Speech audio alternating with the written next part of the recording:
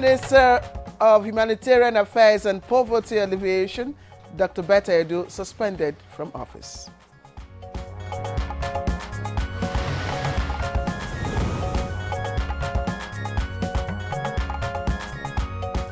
National Inland Waterways Authority confirms 8 deaths, 38 others rescued in Anambra boat mishap.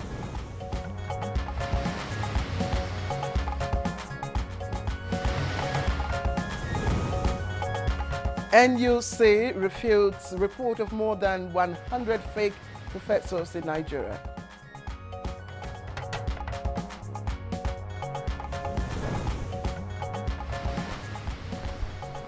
And on Good Morning Nigeria today, we discuss reforms in the Ministry of Interior.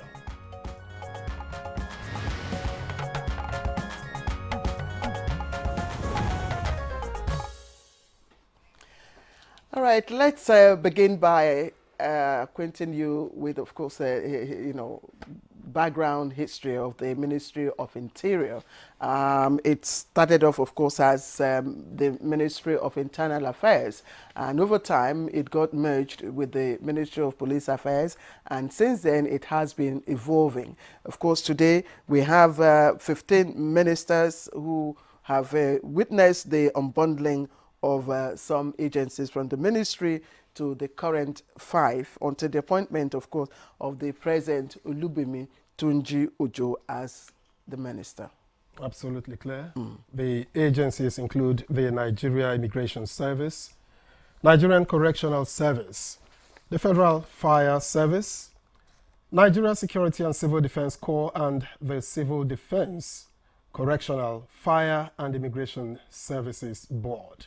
Yeah, that's the board that oversees the agencies. Yes, and those are the parastatals that are under the Ministry of Interior. And basically, the ministry provides complementary internal security and other ancillary services within the country, of course, in conjunction with other security agencies. And in 2023, it exploits in the area of passport issuance, transformed, so to speak, the public perception of its services. And if you recall that also last year that a lot of people had to wait for months on ending to get their passport. Indeed, my colleague here, Victor, had to do an investigative report on that incident, of course, that triggered some form of reforms, really. Yeah, and as it is today, it may seem that the wait has reduced significantly or to some extent, and there are also plans to automate passport application this month, and there are, however, challenges such as overcrowded correctional facilities, lack of equipment and other facilities for the fire service, and duplication of functions of some security agencies by the Nigeria Security and Civil Defense Corps. And so today's searchlight is on reforms in Nigeria's Ministry of Interior. We welcome you to Good Morning Nigeria. I am Victor Azu. And I am Claire Adilabu Abdul Razak. I welcome you to the program, and it's Tuesday's edition. Just to remind you, as usual, we'll be bringing you the complementary segments of the program that will include, in just a moment, highlights of the morning news. We'll be looking at business tips this morning, and much later, Chukwudi Okoligbaja will be joining us here to review the newspapers. But for now, let's join our newscaster for today, Zemret, to bring us highlight of the morning news. Hello, Zemret. Hello, Claire and Victor. Good morning and welcome to the morning news. Governor Hope Uzodinma of Imo State has expressed belief that the 2023 Appropriation Act of the federal government will fast-track sectoral developments that will change the face of the country for good. The governor expressed this hope while talking to State House correspondents after his meeting with President Bola Tinubu at the State House. Governor Uzodimma believes the solutions to most of the yearnings of Nigerians have been captured in the National Appropriation Act, now waiting for implementation. The governor also pointed out that security situation in Imo State has improved greatly and that his government is working to consolidate the relative peace. Following his victory in the November 11, 2023 election, Governor Hope Uzodimma is due to be sworn in for the commencement of his second term on January 15, 2024. And the Supreme Court has affirmed the election of Hyacinth Alia of the APC as the duly elected governor of Benue State. The five-man panel of justices headed by Justice John Okoro gave the verdict in Abuja. The Apex Court dismissed the appeal of Titus Uba, the candidate of the People's Democratic Party in the March 18, 2023 governorship election in Benue State. The dismissal followed an oral withdrawal of the appeal of the People's Democratic Party (PDP) and his governorship candidate upon being confronted by the Apex Court that the matter was a pre-election matter. The Economic and Financial Crimes Commission (EFCC) has expressed dissatisfaction with a judgment of the Federal Capital Territory FCT High Court awarding 100 million naira damages against it in favor of the former governor of the Central Bank of Nigeria (CBN), Godwin Emefiele. Justice O.A. Adeni on Monday, January 8, 2024, fined the commission after he ruled that the commission's detention of Emefiele in the course of his investigation was a violation of his right to liberty. The decision failed to take cognizance of the fact that the former CBN boss was held with a valid court order. Consequently, the commission will approach the Court of Appeal to set it aside. And President Bola Tinubu suspended the Minister of Humanitarian Affairs and Poverty Alleviation, Dr. Betta Edu, from office with immediate effect. The President, in a statement by his Special Advisor on Media and Publicity, Ajuri Ngilali, directs the Executive Chairman of the Economic and Financial Crimes Commission to conduct a thorough investigation into all aspects of the financial transactions involving the Federal Ministry of Humanitarian Affairs and Poverty Alleviation, as well as one or more agencies thereunder.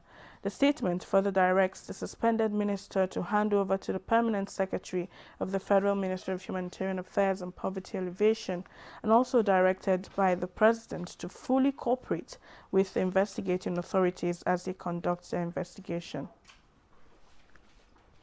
Meanwhile, President Bola Tinubu has dismissed the following chief executive officers: Mr. Babatunde Irukera, Executive Vice Chairman and CEO, Federal Competition and Consumer Protection Commission, and Mr. Alexander Ayola Oko, Director General and CEO, Bureau of Public Enterprises.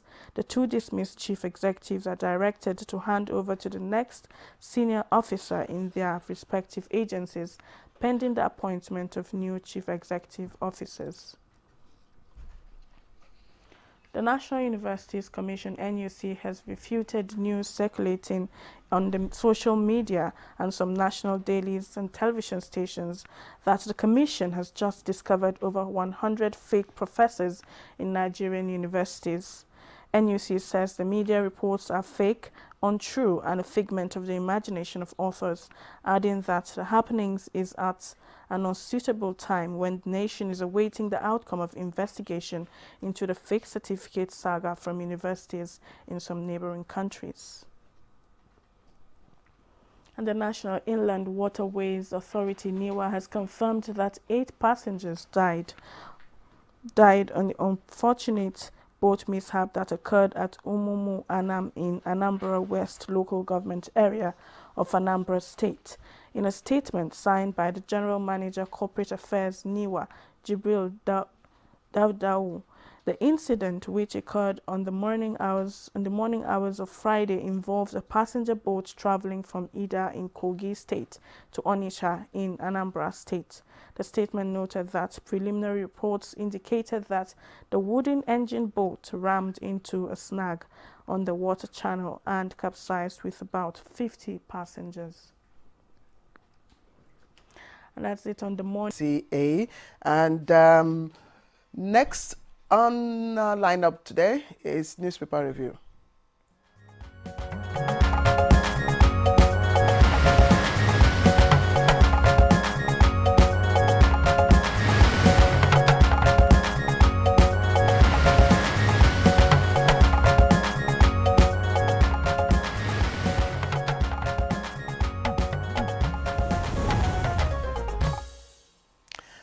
All right, and Chukwudi Okolegbaja has just joined us, and sparkling from head to toe. Yeah. Good morning, Chukwudi. I had a haircut. Yes, I noticed. Yesterday. And you're looking indeed like Chooks the boy. Thank you so much. Not Chooks the man. That's actually the idea. That's the idea. How are you, Claire? I'm good, thank you. It's a bright morning. Yes, it's a bright morning. Bright with Tuesday God, morning. yes. Okay, let me quickly begin with leadership.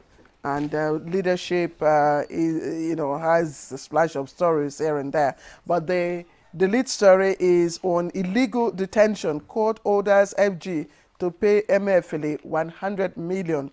And then, of course, there is the story on the humanitarian slaves. EFCC quizzes Sadia, invites Beta Edu. That story is on page 4. And the riders there, minister suspended to allow transparent probe. That's agency. Edu spotted at Asu Villa. And Interior Minister distanced itself from humanitarian ministry contract. And there are other stories. Let me just take you above the nameplate. Supreme Court affirms Aliyah as Benue governor, and NERC dissolves Kaduna Electric Board of Directors over 125.5 billion naira debt. On the right-hand column, we have all the stories trending, and this one, Tinubu dismisses consumer protection, BPE bosses. Details of that on page 10. And Kogi names Anaje Ohinoyi of Igbira land. It's on page 15. 1 dead, 5 houses burnt in Kano illegal refinery fire. And there are also other trending stories. Let me quickly take this story from the Daily Times now. Daily Times leads with the story also, Edu in EFCC net over alleged 585 million naira fraud.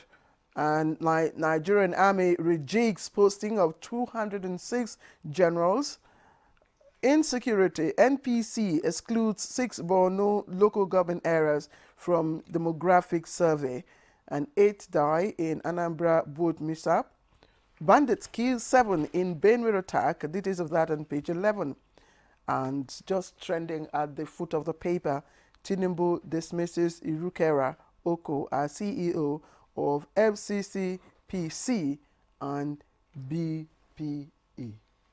All right, and the Daily Trust is also here, which leads with the story that bandits return to Kaduna Abuja Highway, abduct 30, and it has the rider block road for 45 minutes. Bandits return to Kaduna Abuja Highway, abduct 30, block road for 45 minutes. That's on page 4 of the Daily Trust. That's about the only story on the headlines of the Daily Trust.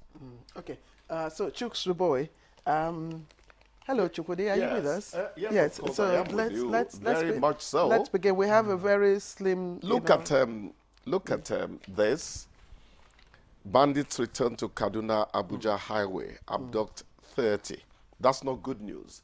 The last time we heard about them on that very important road was March 2023, some 10 months ago. And now they are coming back in the, I hate to use daredevil, so they don't begin to beat their chest. They are coming back with so much impunity that you begin to ask what could have given them that confidence. Abducting 30, operating for about 30 minutes. A former lawmaker, Shehu Sani, actually confirmed it on his X handle. You know, what happened there. Said, one person who's still serving as a lawmaker and one that was a lawmaker narrowly escaped, that incident. So what is it that has happened to the security architecture we had erected there? What is it that happened? What do we need to do? How do we go after them? How do we keep the victims safe? Questions. Questions. But interestingly, in that same post on Sheikh Husani's X handle, he did confirm or acknowledge that there is security presence more than it used to be, even at this time. More than there ever has been. Gentlemen, what has happened is complacency. You put a lot of people there and they go to sleep. Again, we will ask another question. Why is it that the security people on that road, why are they not active? Why are they not proactive?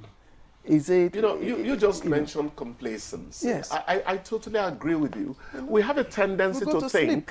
that when the issue is no longer, there, so troubling and all that, perhaps it's gone for it. No. Or perhaps the more they are, the more ineffective a case of No, everybody's I dog think, is I think nobody's there dog. must have been some taken for granted absolutely. of the situation. Absolutely. So it tells you that Yes. vigilance is the word all the time. You must keep up I mean, you must be ahead. Way ahead of this. You're going to find out that with this happening now, they'll all wake up again and you're not going to hear about it for some time. But why should we take a nap? Because that's what seems to have happened. Let me say seems, since we don't have the facts. Yes, and anyway, those in charge of internal security, they just have because to. this is a matter of internal security now, and we have many agencies, vested with the responsibility A of former keeping, head of state was saying that there are perhaps too many agencies, too many people in uniform, yet it doesn't seem as safe.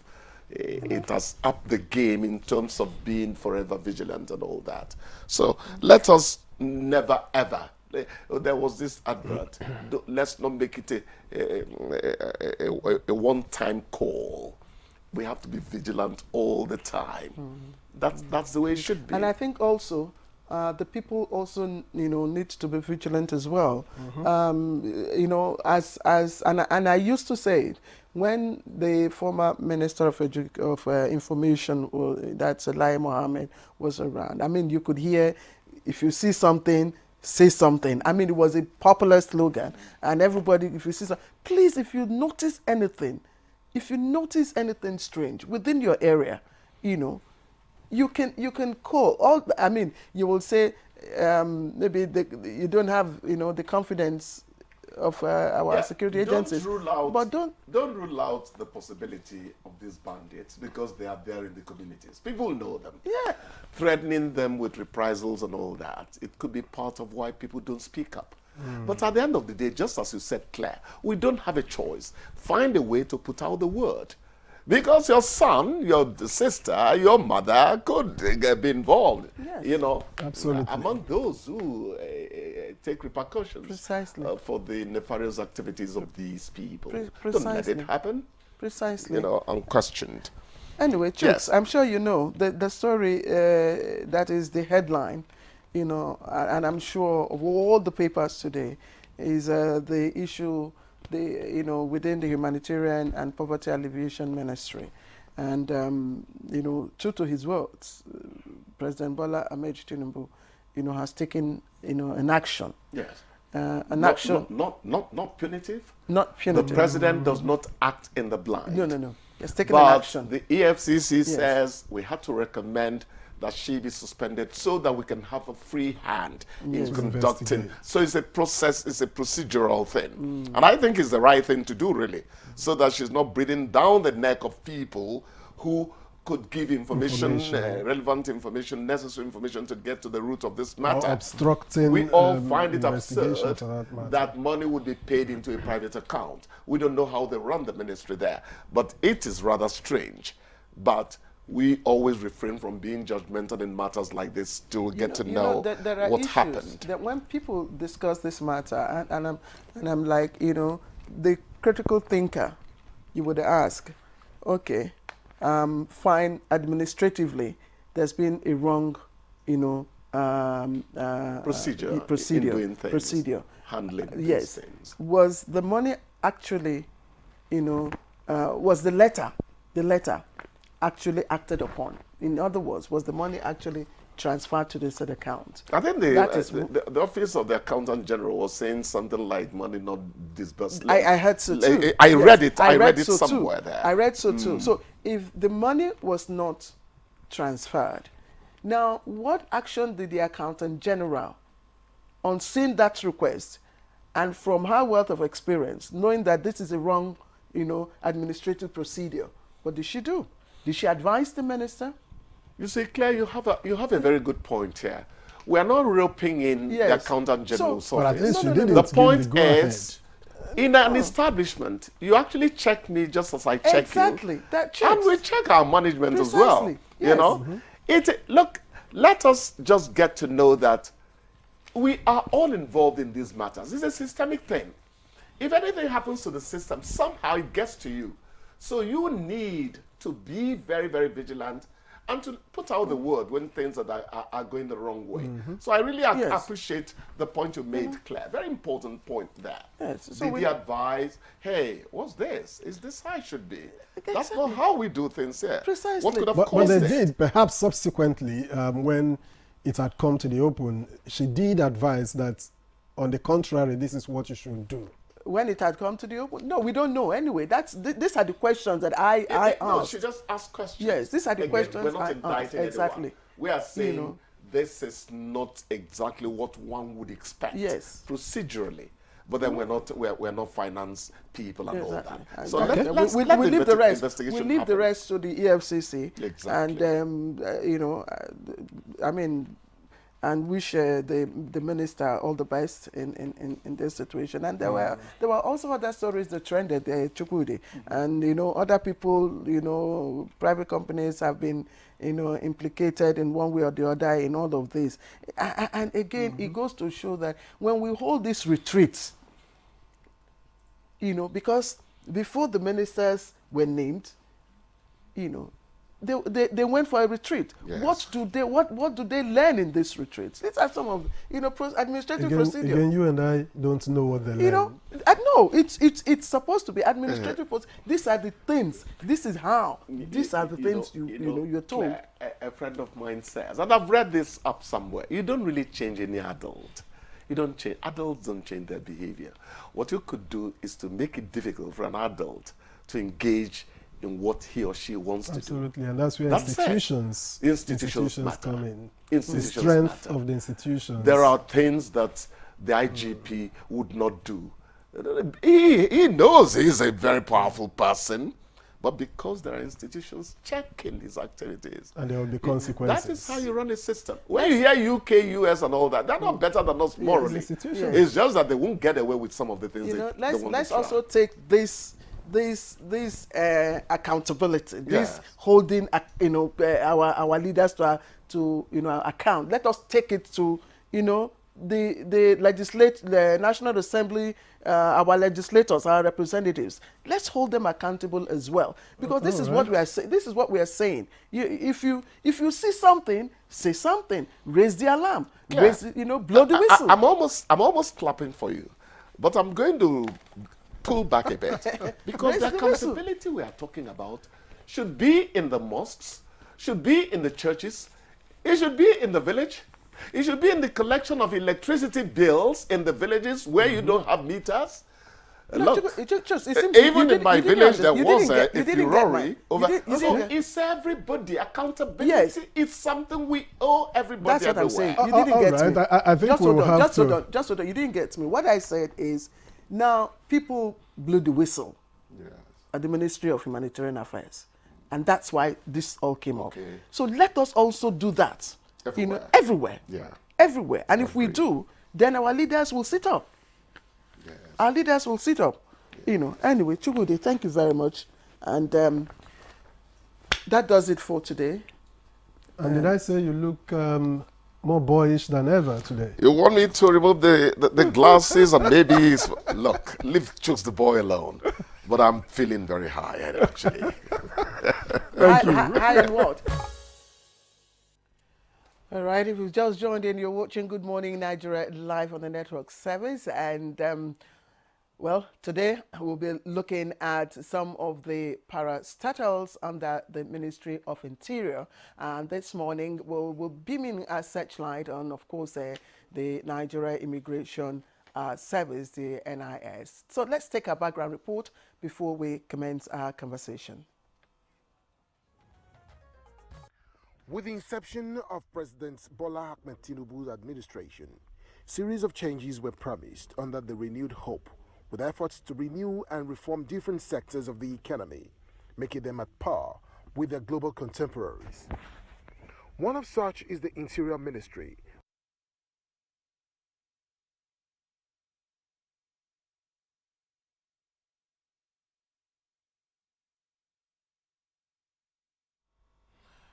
All right, I think we have been interrupted by that glitch there.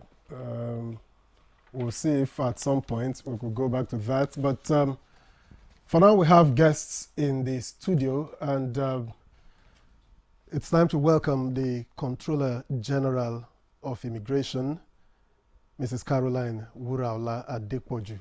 A pleasure to have you on Good Morning Nigeria. Thank you so much. Thank you. All right, we have also joining us here in the studio, Francis Enobore, who is a retired controller of the Nigerian Correctional Service and former National Public Relations Officer. It's good to see you. You look fresher than you were in uniform. Well, thank you very much for having me. Good morning. And via Zoom, we have been joined by, okay, the Zoom is not ready. Yes, please go ahead. I yield the floor to you. Oh, all right. CGI, let's begin. You are just months in the saddle. Yeah. What has been the situation? What have you seen that you need to correct? Okay. Thank you very much. A lot of innovations have come into place since I came on board. When I came on board, the first thing I did was to declare a state of emergency on our passport administration, knowing that Nigerians have been going through a lot, facing a lot of difficulties, both at home and in the diaspora, when it comes to passport processing. And this is not because the previous leadership of the ministry or the Nigerian Immigration Service have not been doing their best. It's just that what was on ground then was not, was not just perfect. And like everything in life, we looked at it and we tried to see how we can improve on the service delivery. First and foremost, our service providers, I met with them, they first improved on the supply of passport booklets, and we continued with that. But a major breakthrough came with the advent of the Minister of Interior, Dr. Olubunmi Tunji-Ojo. We leveraged his sound background in technology to enhance our service delivery. He sat down with us and with our service providers to review the entire process. And we came up with a new process of the complete automation of the passport application process. The purpose of this, the purposes are numerous. One, we want to reduce human interference in the passport application process, because people, say that they are being extorted. usually, I want you to know that many Nigerians do not just contact immigration officers when they need passports. There are other people, there are touts, and all this. And of course, we cannot rule out that there are some bad eggs that tend to extort people when they are applying for passports.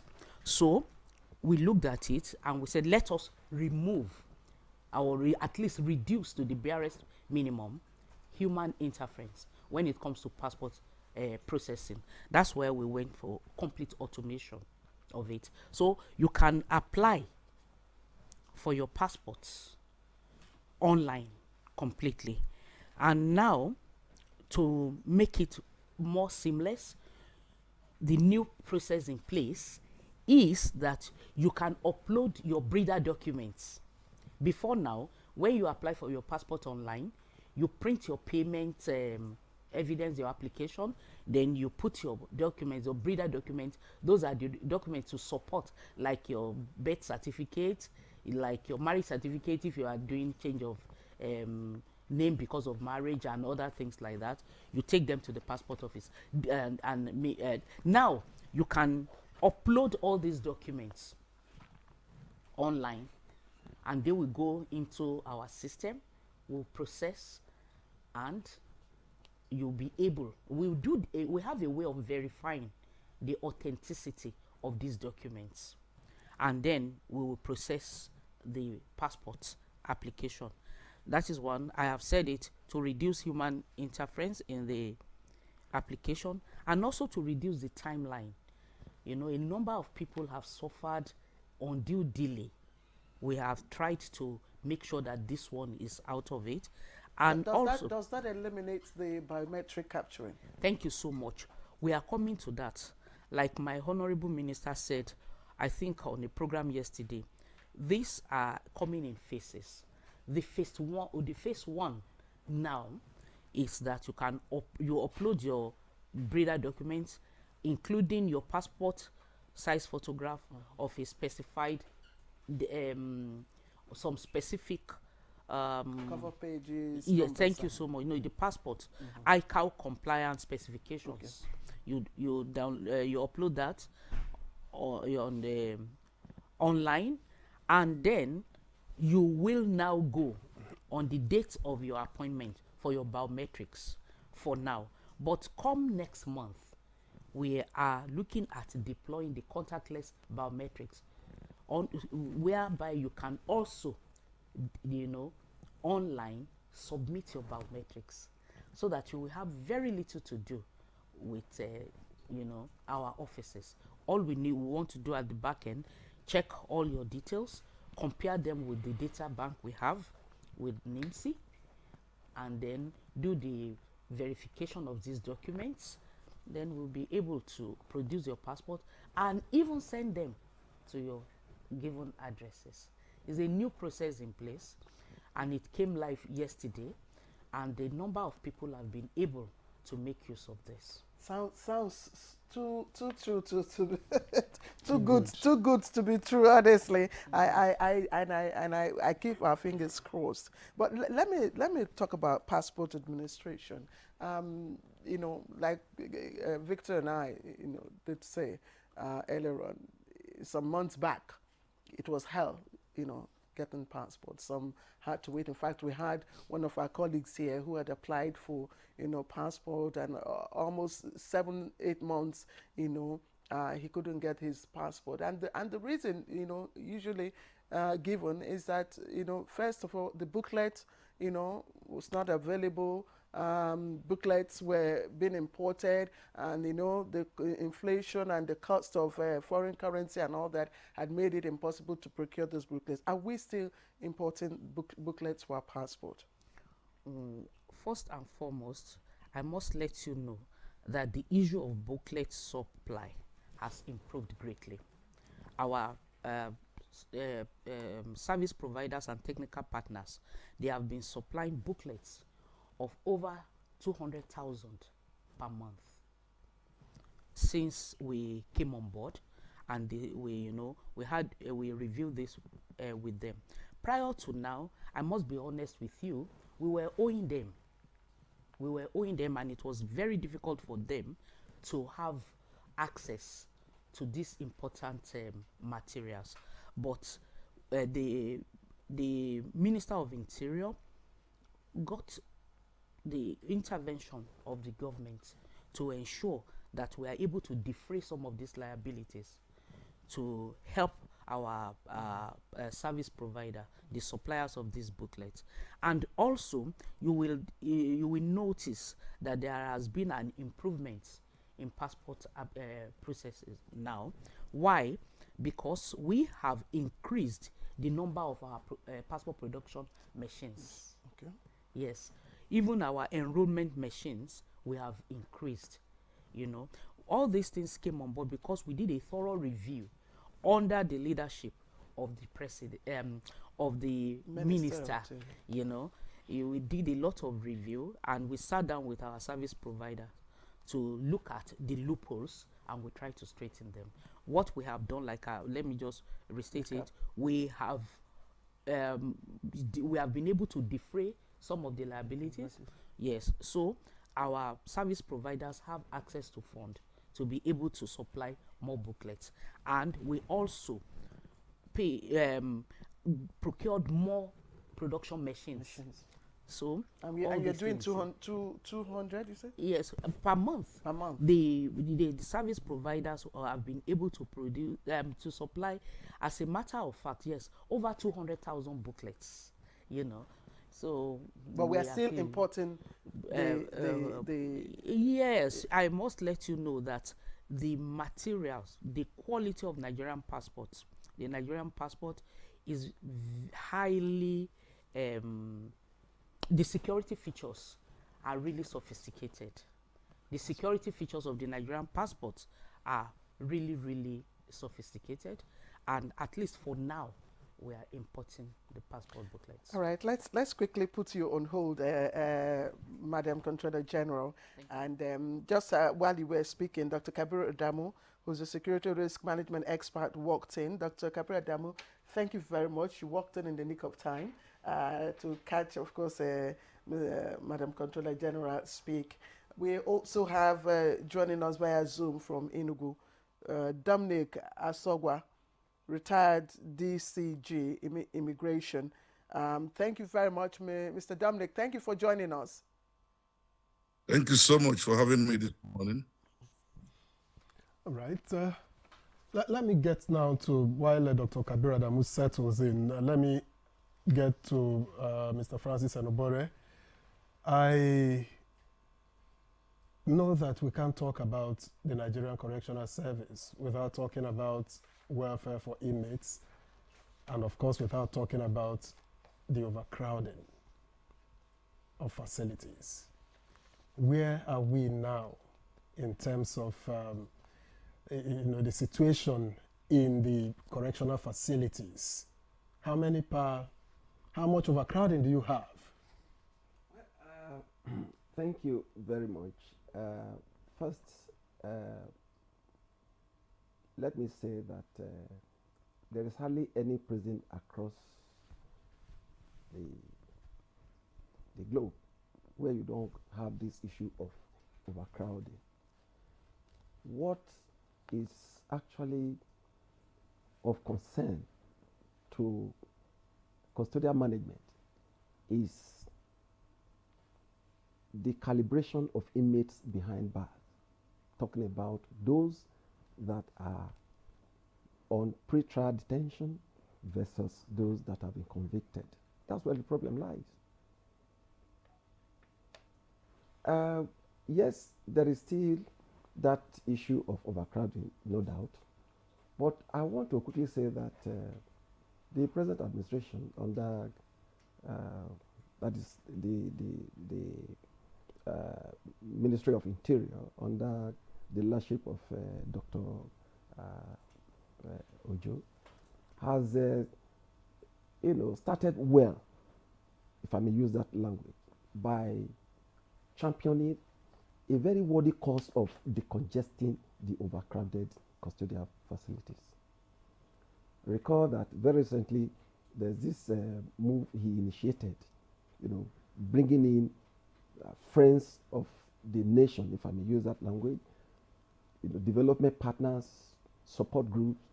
He was able to raise well over 500 million, I think about 580 something million, to give freedom to over 4,000 persons that were held behind bars.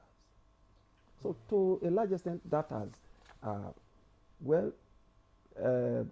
reduced the number of inmates in custody. But what I would want to see is the sustainability of the process. Because you mentioned something that welfare versus overcrowding of the city. I tell you, there is hardly anything that has to do with welfare, training, reformation, rehabilitation that will make any meaning if the custodial facilities remain overcrowded.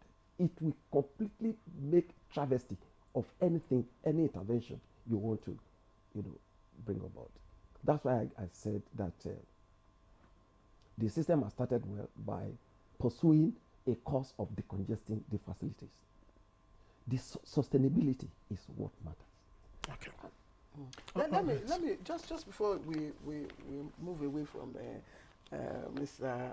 Enobore, I remember the former Minister of Interior, Gwene Rauf Agbesola, when in one of the events he held, he I think it was a meeting where committees were set up to forge a national security policy and evaluation and monitoring framework for the country. He said something about the main problem bedeviling the correctional center. According to him, it's not just internal insurrection, but the external bandit attacks. That was a major problem, with our correctional centers. Are we? I mean, have we gotten over that yet? Well, yes. We are making progress. Let me use that language. We are making progress. We are not where we were. A lot of things have come on board. A lot of reassessment, strategizing, put in place. Bringing in both, just like you said, both internal and external influences to see where things can be done better to minimize or eradicate the issue of external attacks on our facilities. You see, you can still not divorce the issue of overcrowding from this security issue we are talking about. Because in an overcrowded environment, it becomes extremely difficult for you to monitor what goes on there. Even if the centers are not overcrowded and they are remotely located without perimeter fencing, talk of before you talk of the adequate security personnel measures, it amounts to nothing. Yes. There are part of the issues, and you were here. We raised that. Kingsley was here. Was that some of those centers are remotely located where access to them, is very difficult, and some of them are also do not have, they're just open bare. So is there any step towards addressing those challenges? You see, some of those locations you are talking about, those ones that are located far into out of urban areas. Yeah. If you look at custodial management anywhere, it should have ordinarily provided added security measures for those locations. And I'll tell you the reason. When you have those locations, it means you now have adequate space for buffer area, to create buffer area. And if you have buffer areas that will give you different layers of security, it means you are going to have what follows next is to have adequate personnel and the needed arms and ammunition then don't just without relying on that alone, talking about the physical perimeter fencing, and I want to correct that impression. There is no custodial facility that is located in remote area without custodial perimeter fence. There is none. The only areas where we don't have perimeter fence is where there is farm centers and the one we have in Kakuri. Excuse me. Those areas, they normally we send convicted inmates there, and we have never had any insurrection from them, not even external attack, because of the caliber of inmates that are kept there. They are all convicts. They have nowhere to go. They go to the farm on their own, work, and they come back with minimal supervision. So we don't have issues with those ones. Where we really have the issue It's congestion. is congested environment, number one. And then number two, Dr. Damu is here. Yes. Yes, he's a risk management expert. Yes, so. I remember the last time we met, Yes. we also had that very robust discussion, and we talked about the different layers of security that you need to put in place. You need to be able to deter, you need to be able to detect, you need to be able to deny, delay, and then defend your facility. So each of these layers, what have we done? Number one, there has been a significant improvement in, as I know, in providing added features on the perimeter fencing. If you go to some of these locations where we have hardened criminals, you see CCTV cameras, you see concertina wires, you see there's ongoing effort to add. Are they functional, the CCTV? Because because in some no. Dr. Kabir Adamu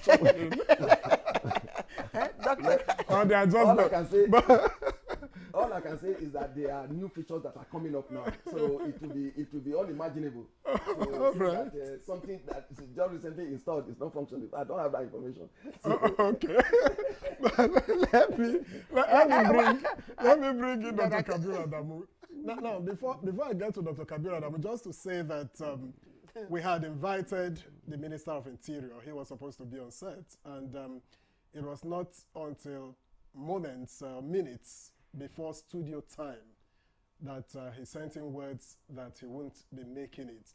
And so we had planned to make this all-encompassing when it comes to the Ministry of Interior. But Dr. Kabir Adamu, help us situate the place of the Ministry of Interior in Nigeria's security architecture as a whole. Thank you very much. Not assuming the position of the Minister of Interior, which I can't, but I've been fortunate to interact quite robustly with the ministry by virtue of Executive Order 13 that the President recently institutionalized.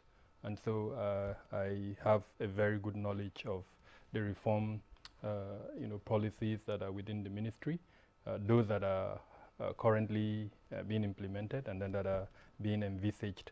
For context, I think there are about 4 major organizations that are being supervised by the ministry: Immigration Service, the Custodial Center, the Fire Service, and then the Nigeria Civil Defense.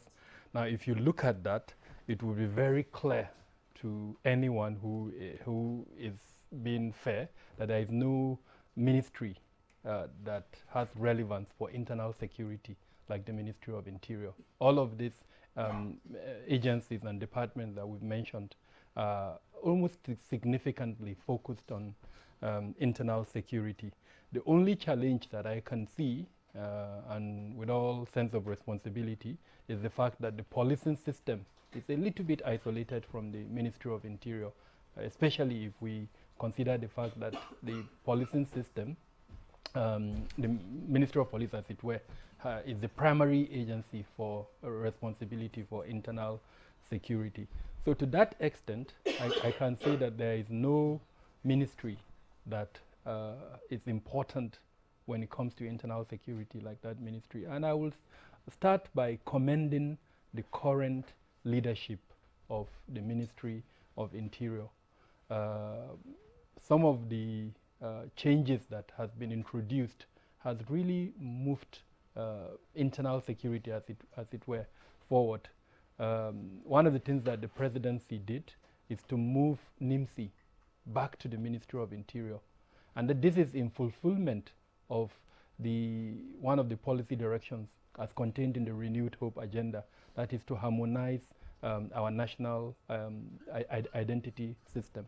So now NIMSI is embedded within the Ministry of Interior, and that means that desire that the immediate past government had to get a single harmonized national identity system is being, as it were, achieved by this move of having NIMSI.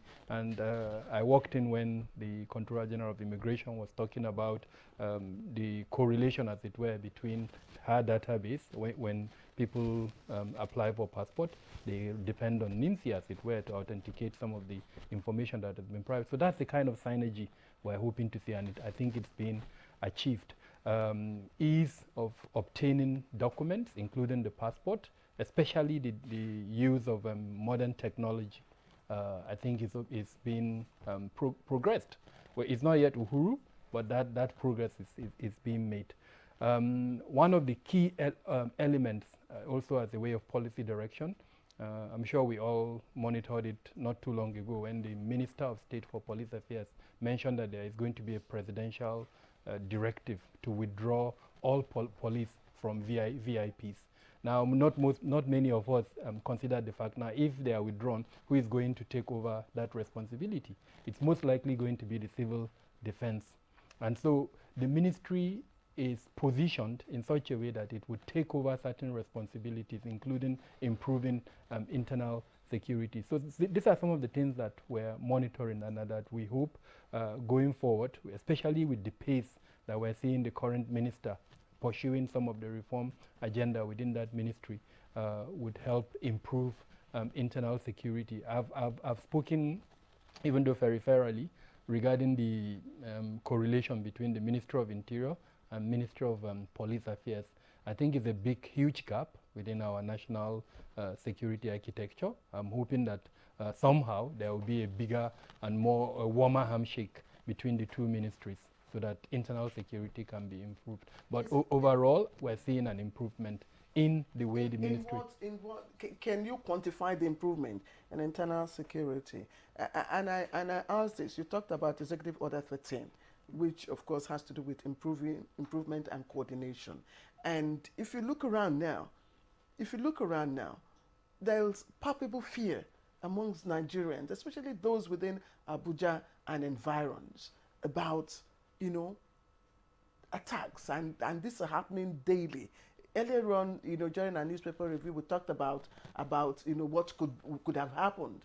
The Abuja Kaduna way, for instance, used to, for 10, 11 months, it was safe to drive. Now it's no longer so. And we were looking, okay, maybe some people have gone to sleep. Some of these, security agencies vested with that responsibility may have gone to sleep. So is this 7 months a shorter time to begin to evaluate, impact of some of the reforms that you talked about? It's not as simple as that, Claire. And I try to be as frank as possible. And that's why we always like it, Yes. Thank you. Yes, the Ministry of Interior has some structural challenges that it will be very difficult to hold it responsible for internal security at the moment, even though its role is critical and important. I mentioned the fact that we have a Ministry of Police Affairs that is actually separate from the Ministry of Interior, and it shouldn't be. But the Ministry of Interior is supposed to come out with policy, and we do have a national security policy. Do we now? Because we have a national security strategy. We have a national defense policy. Now, the role of the Ministry of Interior in the national security strategy is just a minute component of it. And that's the point I'm trying to make. Yes, it has a responsibility that that should be carried out, especially by the immigration, given the role that immigration plays, especially in border management. And there is room for improvement in that area. I'm not disputing that fact. the civil defense also has a critical role to play, especially in the protection of national infrastructure. But the bigger body that has a greater responsibility is the police. And unfortunately, the police is not being supervised by Ministry of Interior.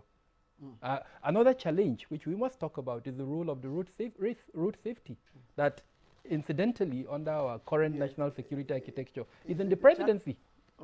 And then the other one is the customs, who we know with all sense of responsibility, several times I've been in policy meetings where customs will tell you they are not a security department, they are a revenue generating department.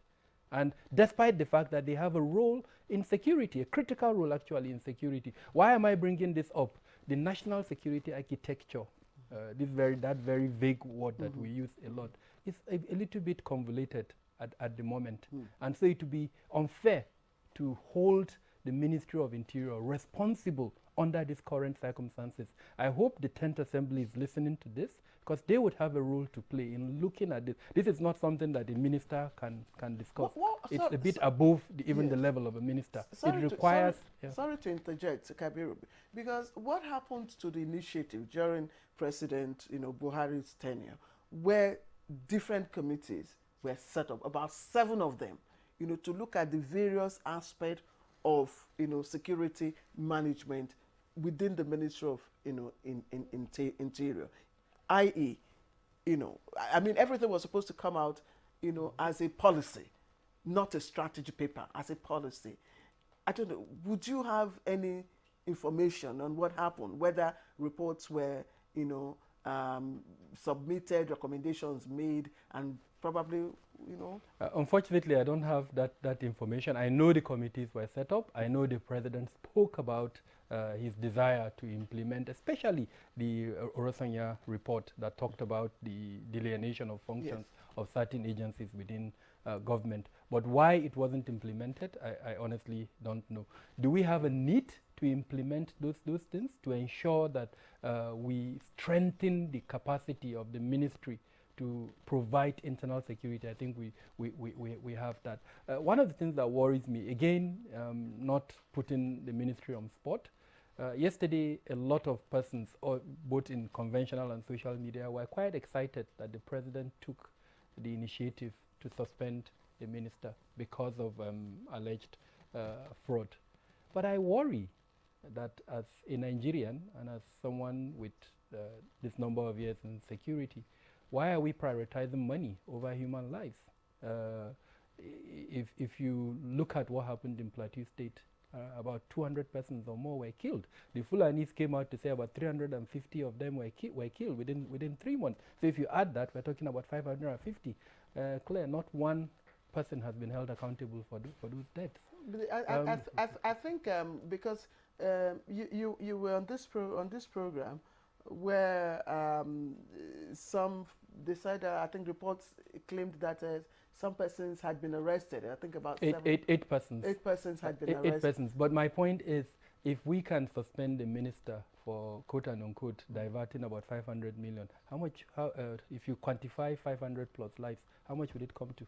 Anyway, that's by the it's relevant to our discussion in the sense that these are internal security issues. And the point I'm trying to make is that each organization has a mandate for certain elements within that national security provision. And where there is a failure, somebody needs to be held accountable. All right, let's get now to Nsukka via Zoom, where retired DCG Dominic Asogwa has been waiting patiently. Retired DCG, we thank you for your patience, and I'm sure with that you have also had the benefit of listening to every other person in the studio. Now you are a border, a migration management expert. You've had significant experience in this area. Do we have a sense of what our migration management as a nation looks like? And you look at that as it concerns also border security. Thank you so much for this program. And I will just go straight to the point,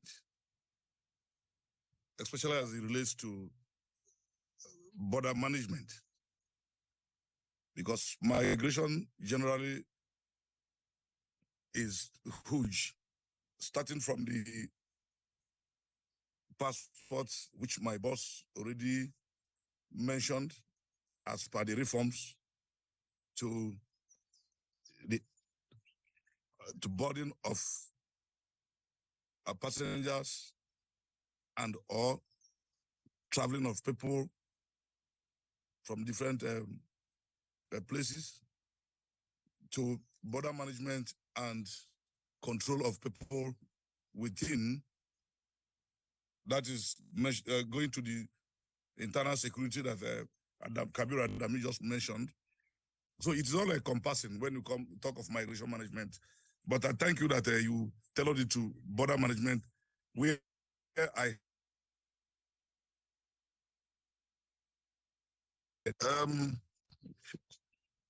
sorry, the issue.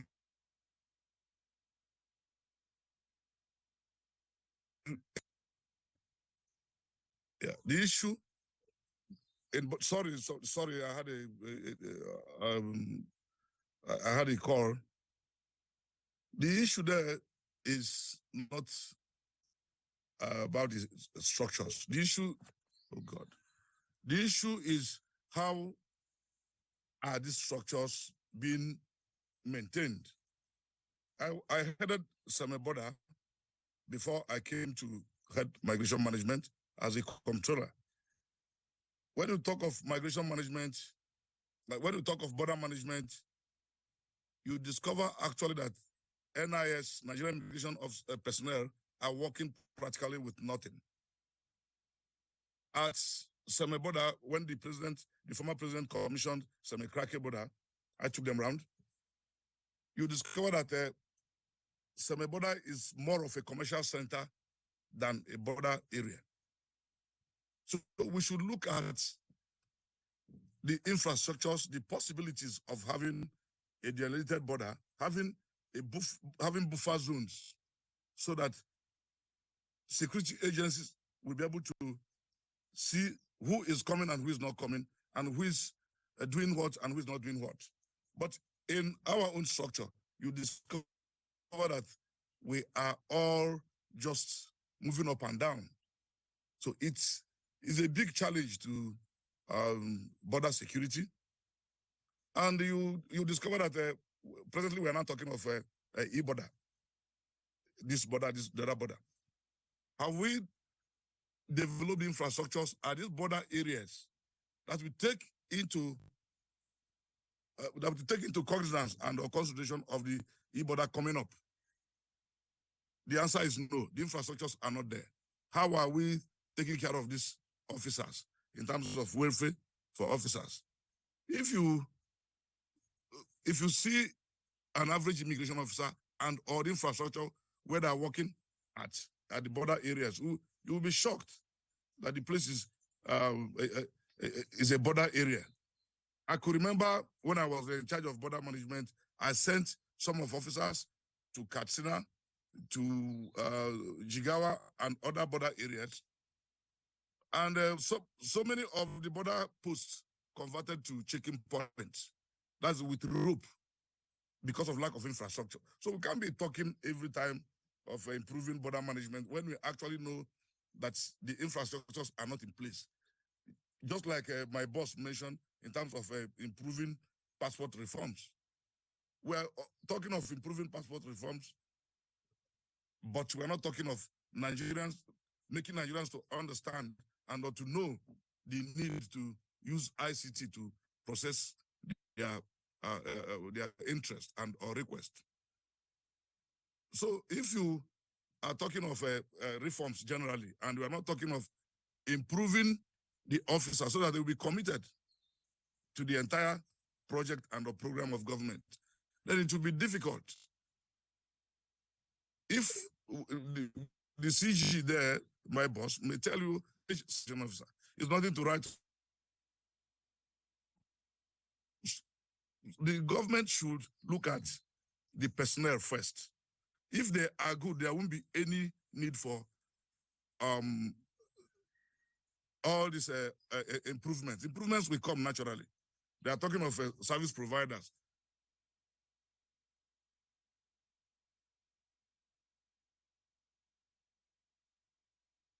Let's just put you on hold for now, and hopefully your network will become more friendly when we return to you. But let's come back now to the Controller General, Mrs. Caroline Wuraola Adekboju, and I'm glad that the issue of passport administration.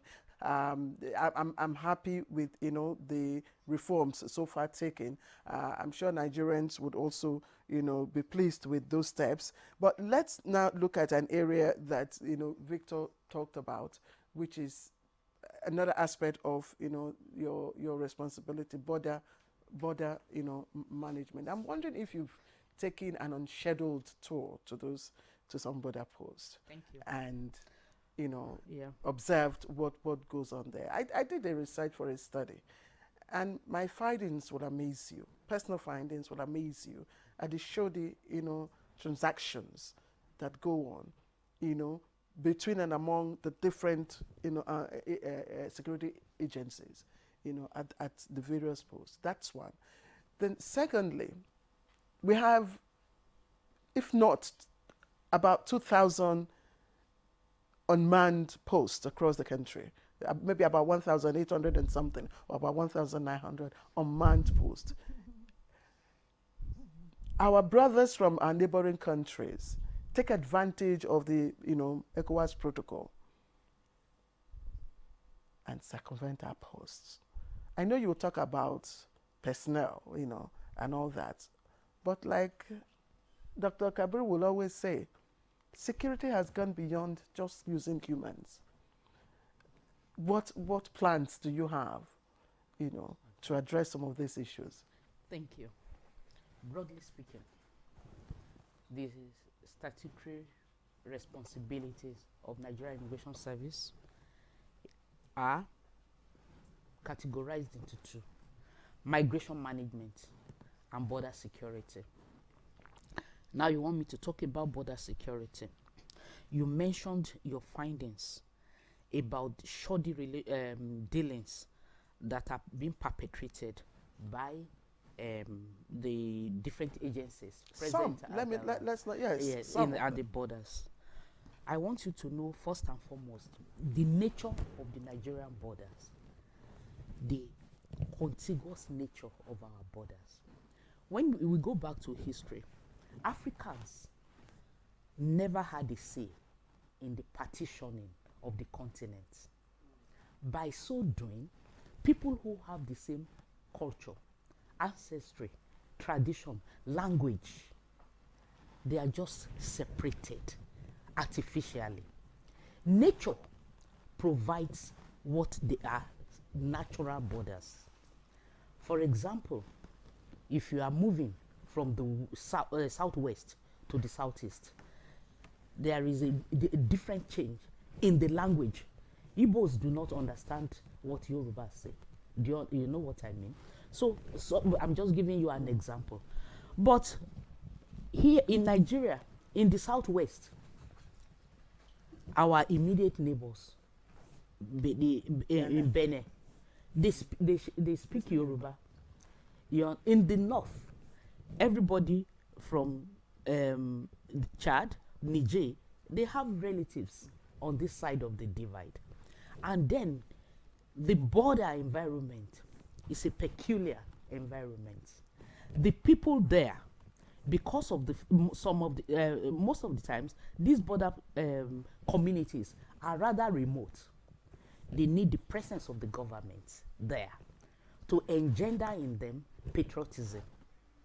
The presence of the government needs to be felt more in the borders to engender in the border community patriotism. Some of them have no access to good roads. They don't have water. They don't have light. Because of the remote nature of most of these borders, some of the time they enjoy such facilities from the neighboring countries. So they find it difficult to really, associate and to, that government presence is very important, one. So How does that help to manage, to address the issue of irregular migrants taking advantage of the porosity of our borders? what we can do, you see, migration is as natural as breathing to human beings. Is in the nature of people to migrate. And migration can be advantageous. What you don't want is to get the bad people in. Migration is not bad because it can benefit the sending nature and the host. Yes, that's why I said irregular migrants. Migration. Yes. You see, what we refer to as irregular migrants, they are the people who are coming without the requisite papers, Yes. and then probably using the unrecognized routes. Precisely. You see, what we do is that these our borders are being patrolled. They are being patrolled, and when we get people, the ECOWAS protocol actually, like you have said, allows people free movement. The only thing is they must come in with their identification documents, and they must use recognized routes. So when people try to circumvent all those, and we are able to get hold of them, we refer them. We either refuse them entry, or we refer them to our recognized entry point, which we call control post. So to make our work easy, we need the support of the government. The government presence have to be felt in all these places. And that is what, then the Nigerian Boundary Commission, they need some work to be done there. There are some places where it's very difficult for people to identify the boundary between Nigeria and the neighboring country. We need the presence. We met with them some time ago.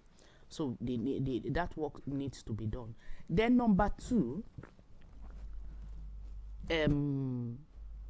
the vision of Nigeria Immigration Service is to be modern, effective, efficient, well-trained, and motivated.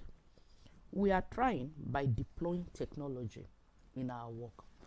Presently, in our borders, we are deploying surveillance equipment that will be relaying real-time information to our command and control center at the headquarters. We have them here, to which we can easily respond when there are maybe infiltrations. We are particularly bothered about bandits and all those kind of activities that are threatening the security of the nations. So we are deploying those security surveillance equipment, and they are in place now. We are going to deploy them to a number of places, which I may not want to disclose for security reasons here, but we'll be getting real-time information on the activities around our borders to be able to, see what we can do to prevent the entrance of people who can constitute Questionable themselves. characters, yes. Yes, thank you. People of questionable Is there a character. time frame for the deployment of It's these? in process, and we are making progress. The work is ongoing.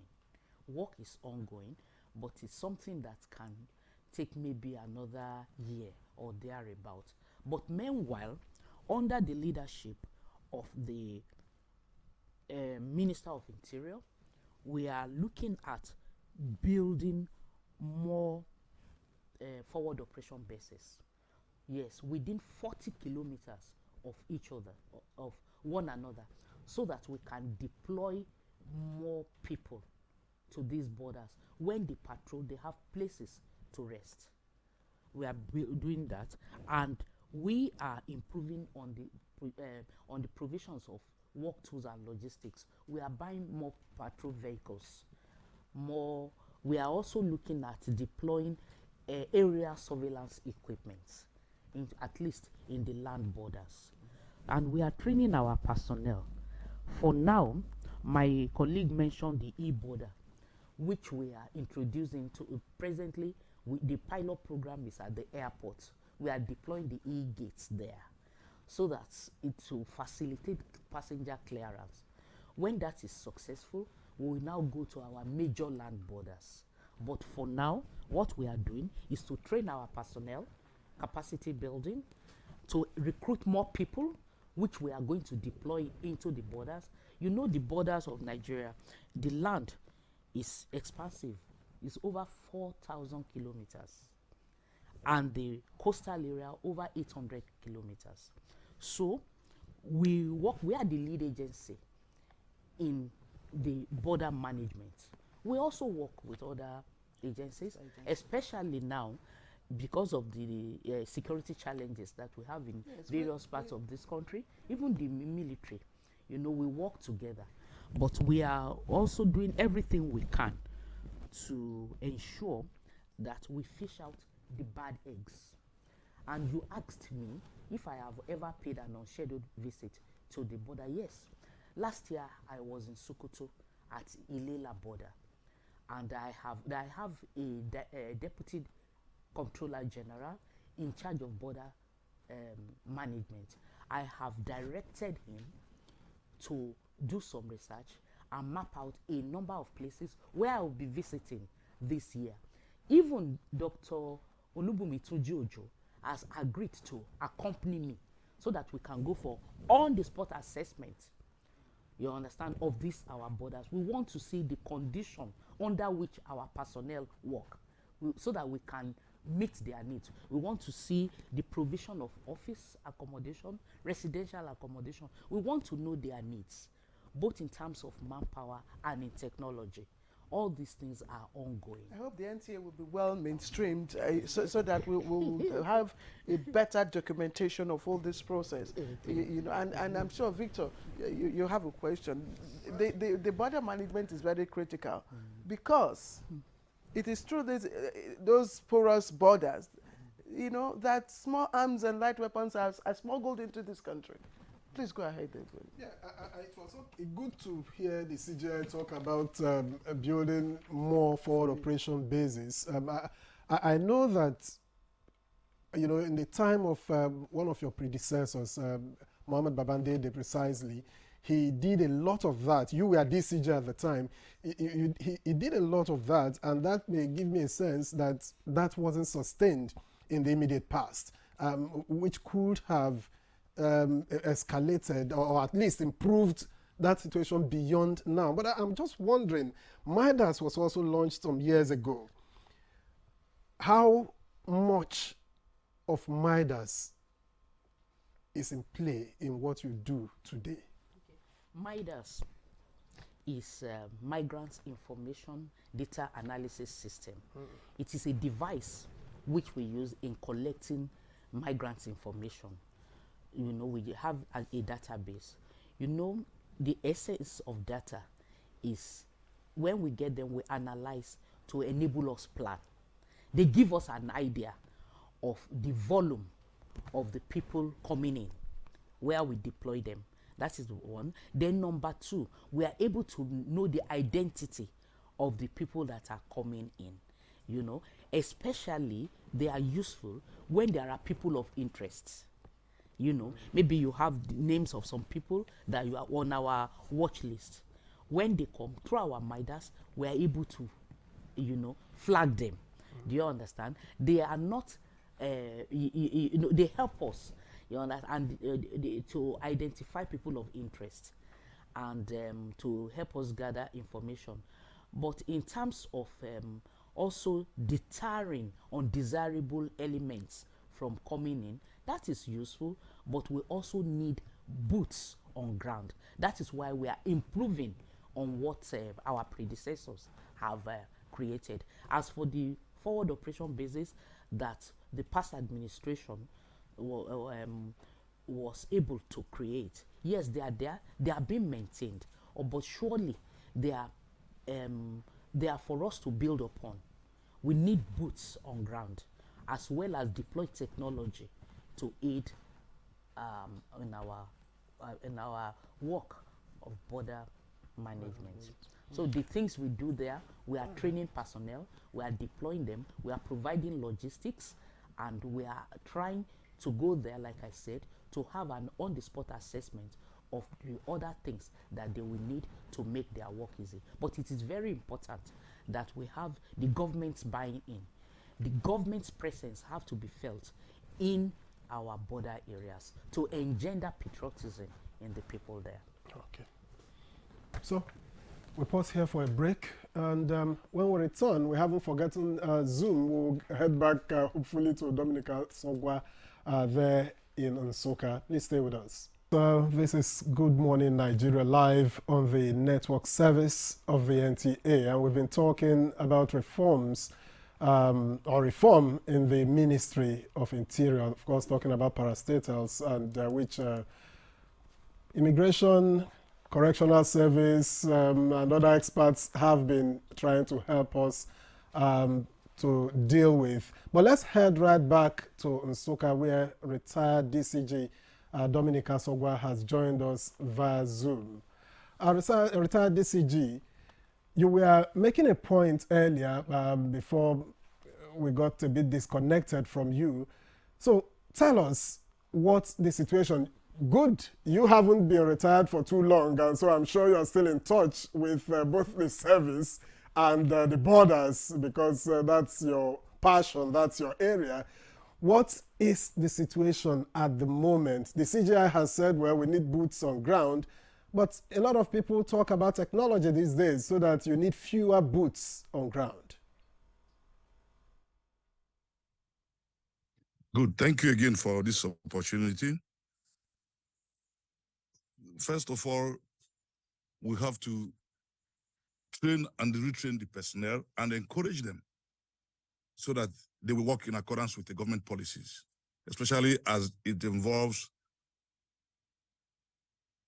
welcoming people coming into the country and those departing from the country.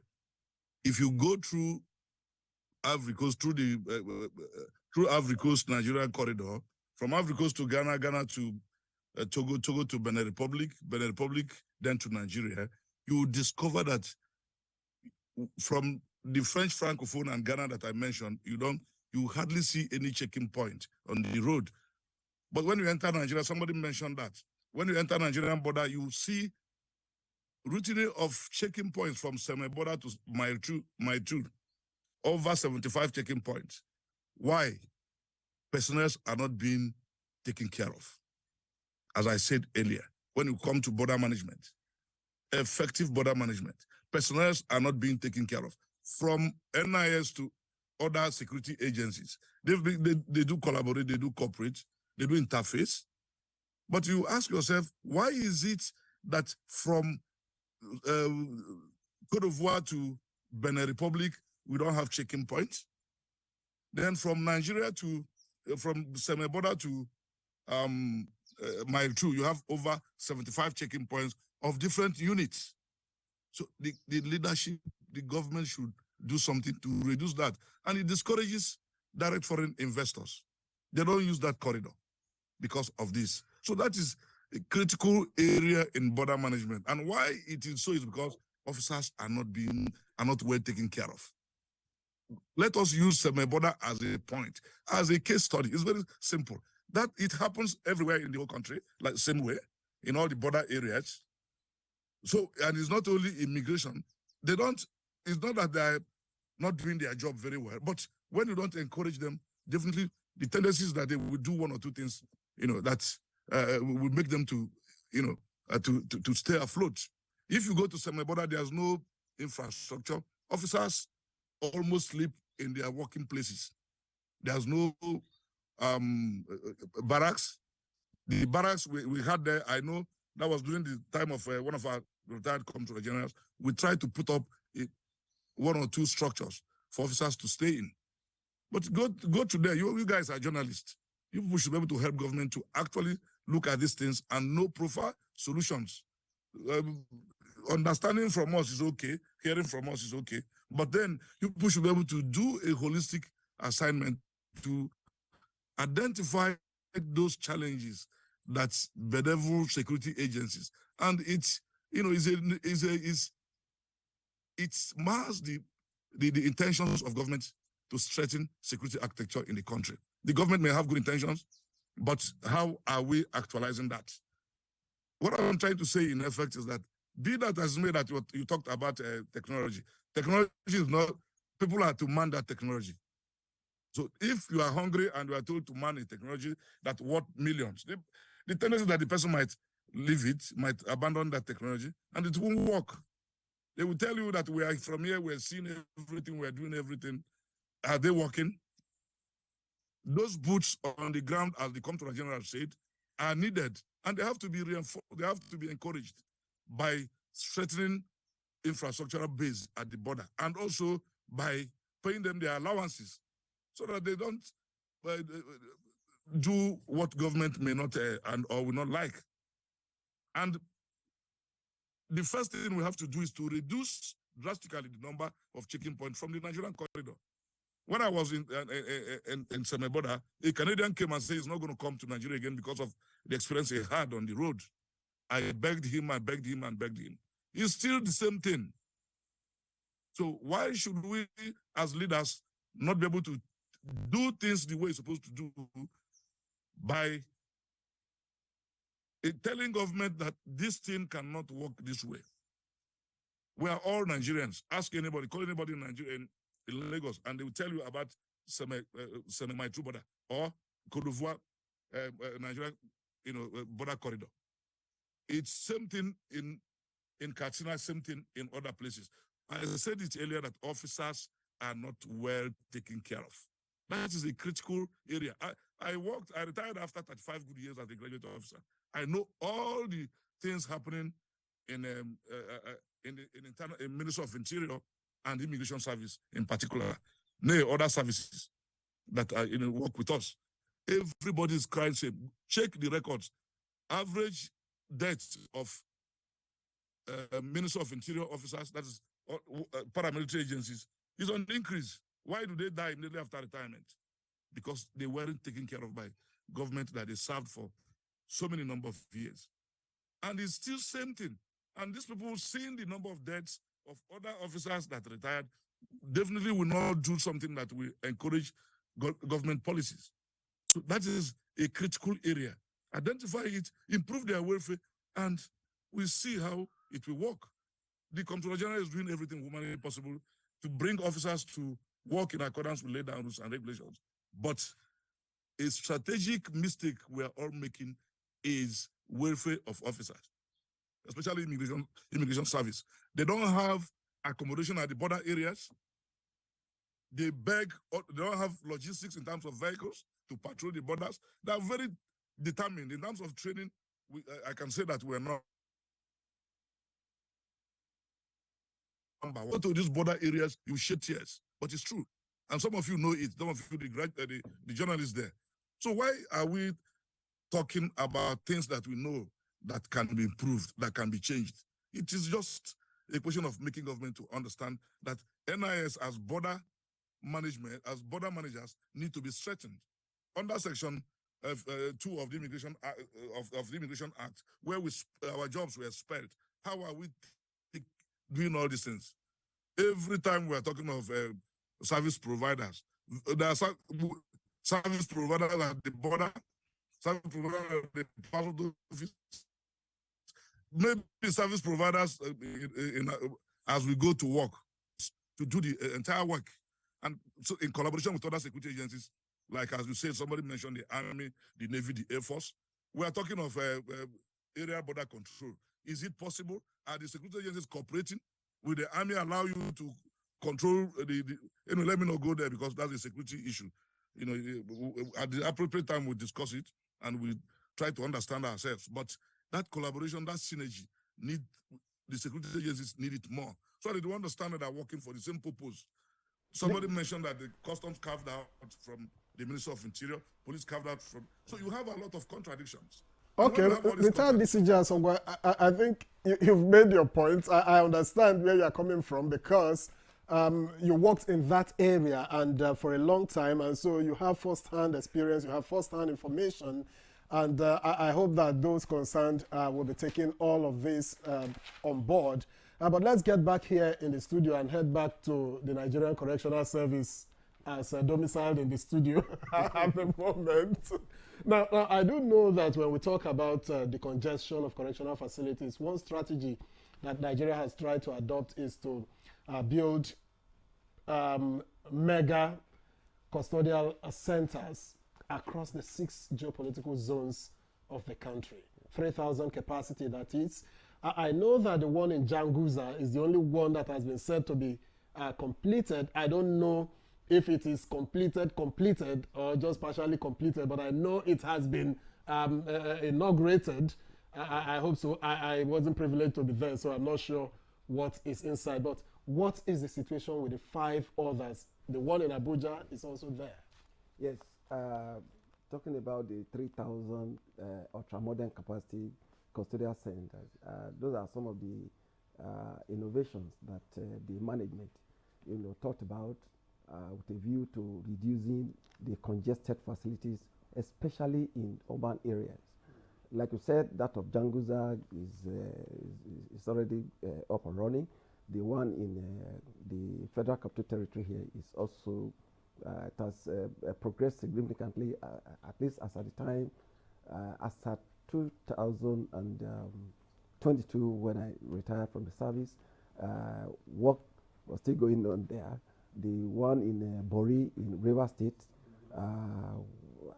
that time they were trying to initiate the foundation laying and all of that. I think there is one that is earmarked for Southwest. I don't know the status now. But essentially, I think what we need to do, which is, we can be tied to what I said earlier, that the progressive approach of the Honorable Minister of Interior, we need to sustain it. And sustaining it will mean multi-sectorial approach. To start with, apart from custodial sentencing, there are alternatives to custodial punishment that the Nigeria Correctional Service Act of 2019 has clearly prescribed. But how much of those alternatives are we using? Community sentencing, probation, binding over, parole. So we are not using them yet. So we need to begin to galvanize effort amongst the men of the judiciary to begin to exploit these areas. Let me tell you something. When we talk about overcrowding, it's not as if Nigeria is overlocking its citizens. No, it's far from it. What is the population of Egypt? Egypt is just about 102 million. But they have 120,000 persons behind bars. South Africa, the same thing. Yes. But 67% of them are convicted. The reverse is the case in Nigeria. So this is what makes part of what makes it difficult. Very valid point you have raised. Very, very valid points you have raised. And I also remember, we really don't have much time. That's why I'm trying to interject. I also remember that one of our very beloved sister, the actress, who, flouted, one of the rules some time ago, was also committed to community, punishment, sort of. And yes, and she served it, with some sense of dignity, and finished it. And I think community policing, parole, these are things that we also, need to implement to be able to decongest. But what about the 750 naira per day meal? Is this still what it is? Because things have changed in the market. Well, as far as I know, 750 naira per email per day is still what the law says should be paid. I don't know if there will be a change tomorrow. For breakfast or for lunch? Please, Dr. Kabir Adamu, please speak to us. I mean, the correctional center and all of the, why is federal government building? We've been talking about this. I remember Kingsley would always, question why, federal government is the one building, correctional centers. Why are states not taking up that responsibility? What is the role of states, in also reforming these centers? And even private yes, and private enterprise. Because of time, let me just bring in this aspect to our conversation, the role of the National Assembly. Most of these things are policy initiatives that are either captured in one or the other reform agenda. Like in the case of the custodial centers, I know there is a reform policy that has been, commenced upon, but the implementation is a challenge, and I think that's the major issue here. So the National Assembly, especially the committees that have responsibility for interior, there are different committees. They need to look closely at some of these reform initiatives. It's a little bit late, but hopefully we have 2025, 2026, and then 2027. Better late The than point, never. point I'm trying to make is in the budgetary provisions. This, and I'm very delighted in the last interaction between the ministry, MDAs, and those committees. Some critical issues came up. You recall when the Chief of Defense Staff alleged that terrorism is being financed from our custodial centers. It was during one of those interactions. So point I'm trying to make, National Assembly has a role to play in that regard. There is a point that Dominic made that I would quickly want to, I would say, clarify. Yes, we're complaining about the welfare of personnel, but that is not an excuse for corruption. It shouldn't be. And I think, and I'm very delighted that we have the controller here, is a case of the chicken before the egg. If welfare is bad, and quote and unquote, like Dominic said, officers are trying to help themselves, it is wrong. The more they do their work, the more revenue will go to government coffers, and the more government will be able to provide for their welfare. But if they help themselves, then that revenue will not go to government, and it will affect us. I think we need to make that very clear. We're not encouraging any officer, any official. And I'm not sure that's what he was saying. I think Dr. Kabiru, we should just say, we should just encourage government or relevant agencies, to take up the welfare of all of these security, staff very seriously. It's very, very important, if they are to do their job, I know that Yes. the Tinubu administration, as part of the Renewed Hope agenda, has several elements of that. As an example, there is going to be a provision of improved welfare for frontline officers. Okay. That is contained in the Renewed Hope agenda. So, but point I'm trying to make is, if the revenue is being siphoned through different avenues, then government will not be able to do that. I agree, but let me ask the CJ. I know she has some plans for this. We have run out of time almost completely, so it's just in a minute or two. Introduce us to your 6-point agenda. And I say so because at some point later, when we will have you, you'll be able to tell us a lot about it. But just introduce us to it as a background for when we have you to talk about them. Okay, thank you so much. Well, my 6-point agenda will be based on the, like I told you, 2 broad areas of our service. That is the border management. We are going to do everything we can to ensure the welfare of our personnel. The welfare of our personnel is important within what is available to Nigerian Immigration Service, because we are not responsible for payment of salaries.